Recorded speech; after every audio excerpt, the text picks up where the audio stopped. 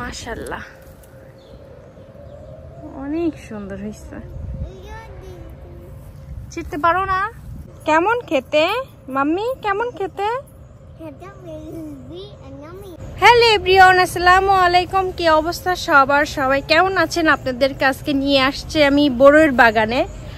বড়ই ছিঁড়ার জন্য লাল লাল টকটক টুকটুকা না কি বলে পড়েই যাচ্ছে বড়ই।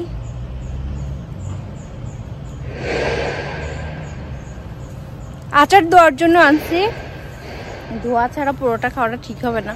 এমনি নিচে প্রচুর পরিমাণ পড়ে আসছে, তো আমি কিছু বড়ই ছিঁড়ে নিয়ে যাব আচার করার জন্য। চিন্তা করলাম যে আপনাদের সাথেও শেয়ার করি।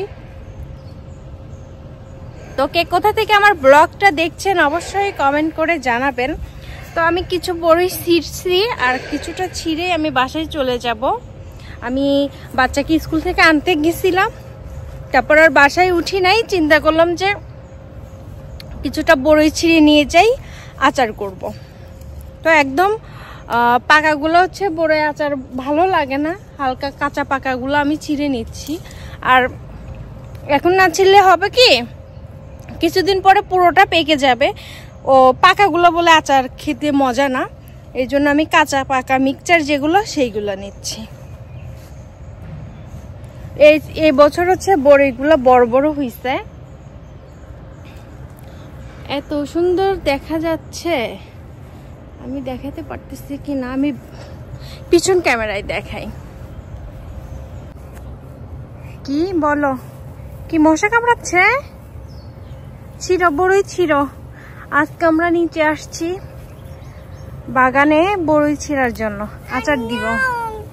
এই যে এখান থেকে ছিঁড়ো, এখানে কত হচ্ছে, নিচে তো কত পাকা বড়ই পড়েই আছে।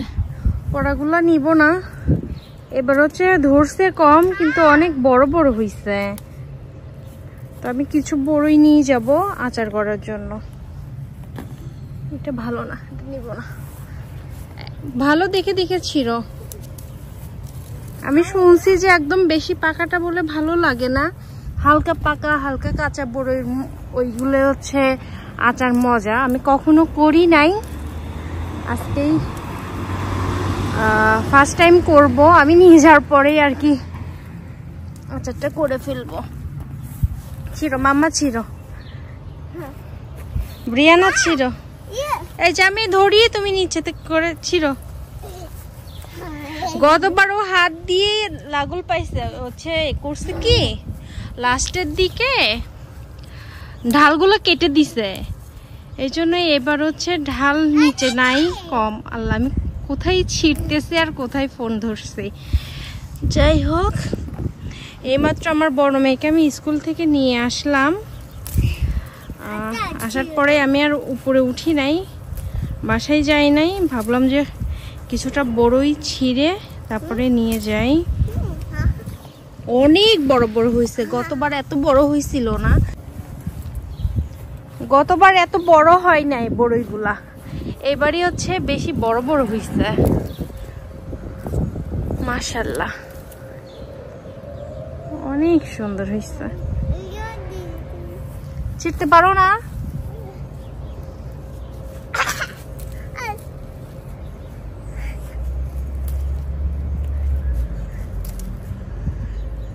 আজকের ওয়েদারও মাশাআল্লাহ অনেক সুন্দর। তোমার মনে মশা কামড়াচ্ছে ব্রিয়ানা? তোমাকে ছিঁড়তে হবে না মাম্মা, আমি কয়টা ছিঁড়ে নিয়ে চলো বাসায় উঠবো। ঘাস কাটছে আবার বড় হয়ে গেছে যে, এই জন্য মেয়ের ছিঁড়বা। দাঁড়াও, নাও নাও। ছিঁড়েছ? রায়ানাকে ওর পাশে জিনতে বসায় রাখছি। কি করে আমার রায়ান্না? এই যে আমার বাচ্চাদের দেখে সবাই মাশাআল্লাহ বলবেন। একদম সেই গরম পড়ছে আজকে, এত সুন্দর লাগতেছে। হ্যাঁ, কি সুন্দর। কিন্তু দেশি বড়ের মতন কিন্তু মজা নাই এই বড়ইগুলা। দেশি বলতে আমি বলতে চাচ্ছি যে বাংলাদেশের যে বড়ইগুলা ওইগুলো কিন্তু বেশি মজা, এইগুলো আমার কাছে ভালোই লাগে না। আমি এমনিতে খেতে পারি না, কিন্তু আমি গল্প শোনার উপরে ডিপেন্ড করেই আমি আচারটা করব। আমি শুনছি যে মজা।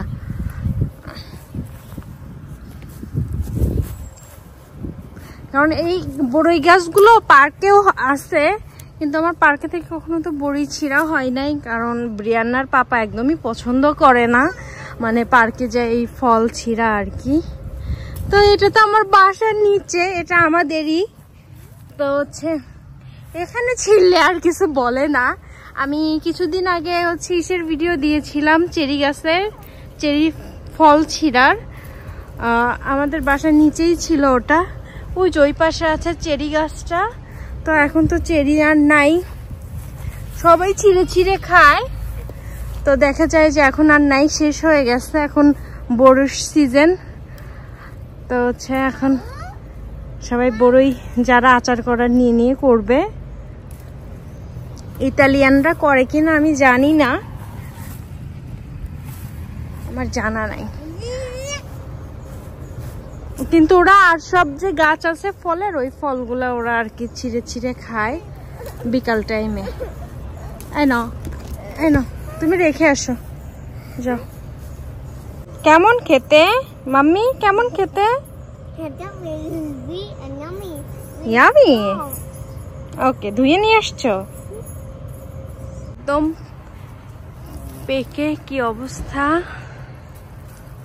এই পাশে পুরোটাই পাকা। গত বছর আরো বেশি ছিল, এবছর ঢাল কেটে ফেলছে তো এই জন্য কম। আমি একটু জুম করে দেখাই যে কি পরিমাণ পাকছে, মাশাআল্লাহ।